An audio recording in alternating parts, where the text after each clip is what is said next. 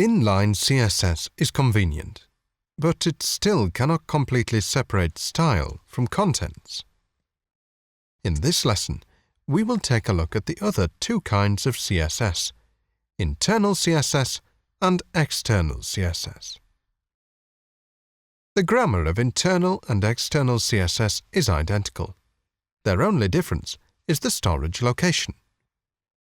Internal CSS is stored in the head area, wrapped around the style tags. External CSS is an independent CSS file. When you need it, you link it back to the HTML file. We will start with internal CSS and learn how to link external CSS later. Unlike inline CSS, internal and external CSS have completely separated style from contents. As a result, program maintenance is made much easier, even for complicated programs. But everything has two sides. Completely separating styling commands from contents has also brought us a new problem. How do we send styling commands back to the HTML tag? To solve this problem, people developed a new technology called CSS Selector. CSS Selector works like a bridge that links CSS properties and HTML tags.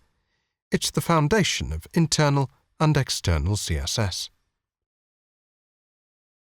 There are many kinds of CSS selectors. In the future, there will be more. But no matter which kind of CSS selector you use, their basic structure is the same. The selector name should always come first. Behind it, a set of curly brackets. All CSS properties should be put inside the curly brackets. You can think of the curly brackets as an envelope. CSS properties are letters to be mailed. CSS selectors are the address written on the envelope. In this lesson, we will learn 4 kinds of CSS selectors.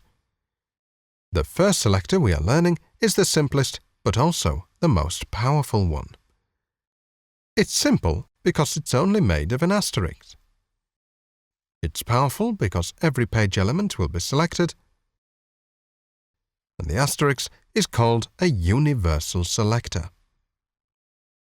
In your official projects, you should never use the asterisk because it's bad for program efficiency.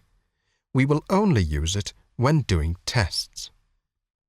The other selectors are Type Selector, Class Selector, and ID Selector.